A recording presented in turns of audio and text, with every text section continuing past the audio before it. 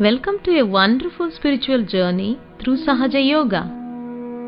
Today we are going to talk about the energy that exists within all of us and which is called as Kundalini. At the end of this program, we will have an opportunity to activate this energy and feel this unique experience. Here is a beautiful story coming from the depths of the ages. One day, God asked the angels, "Where should I hide the secret of life?" They said, "In the depths of the earth." "No," he answered to them. "This is the first place they would look. Deep inside the ocean? It will take them a little more time, but they will get there too. At the top of the highest mountain? Oh, they will always try to climb up there and they will manage to reach the top at the end. In the faraway stars? They will always long to reach the stars and at the end they will reach there too." The angels became silent without knowing what to say. "I know where," God said. "I will hide it somewhere that they will never think to search. I will hide it inside them." And so it happened this way.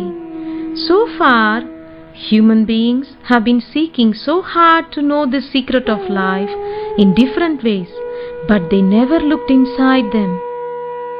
Where is the secret of life hidden? Can it be hidden within us?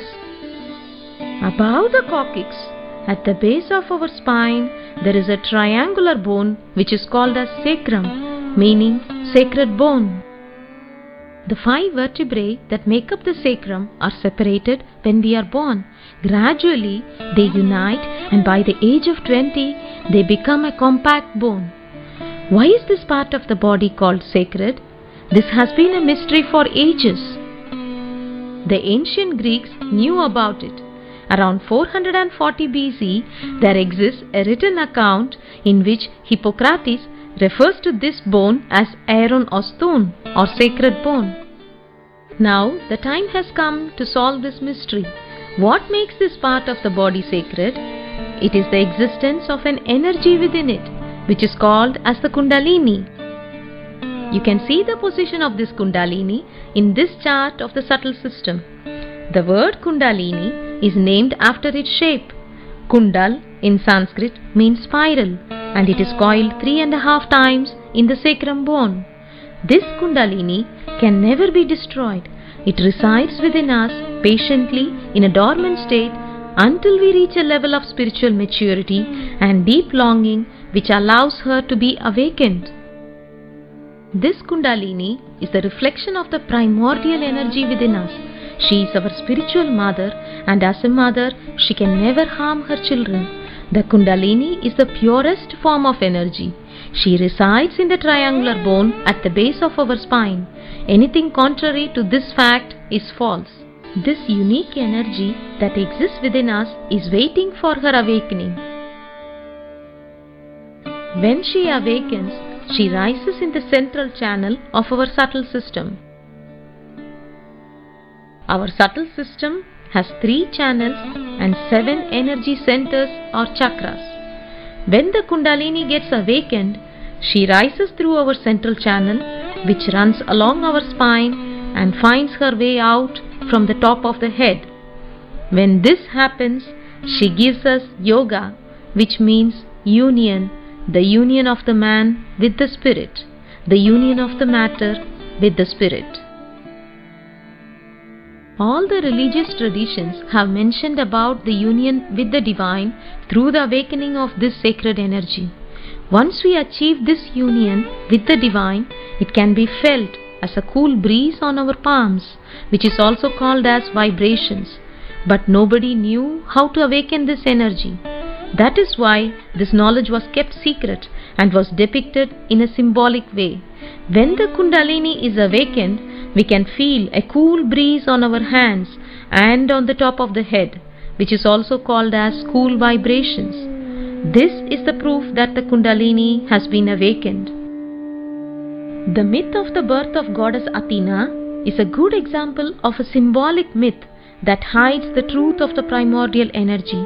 According to the Greek mythology, Athena came out from the head of her father fully armed and gifted with wisdom, innocence and justice.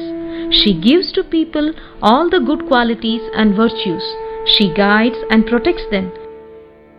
She has all the attributes of Kundalini, and she rises exactly in the same way in the central channel of her father Zeus and pierces the top of his head with her spear. The name Athena is derived from the Sanskrit word Atha, which means primordial. She is known in India as Adi Shakti, who is the source and the form of the primordial energy. The Kundalini, which exists in every human being, is the reflection of this primordial energy within us. On the helmet of goddess Athena, there are 3 horses that symbolize the 3 energy channels of our subtle system, and on her chest there are snakes which symbolize Kundalini. The rising of Kundalini has been a well-guarded secret. Very few masters know how to awaken her, and they would accept only a few disciples who had to pass through very rigorous training. In some cases, this training would last lifelong and they would still be unable to raise their Kundalinis during their lifetime. But today, for the first time in the history of humanity, the awakening of the Kundalini can be done en masse. During the year 1970, Sri Mataji Nirmala Devi, who is the founder of Sahajayoga, established this unique method through which thousands of people have managed to get the awakening of their Kundalini, the precious gift of self-realization. Sri Mataji travelled all around the world tirelessly for the spreading of Sahajayoga, for the emancipation and the spiritual evolution of the humanity. She never accepted any money for her work. Sri Mataji says that spirituality cannot be sold or purchased. It is the right of every human being, and one deserves to have it, and the time has arrived for all of us to accept it. We will now do the exercise for the awakening of Kundalini. The only thing that one should have is the desire for spiritual evolution.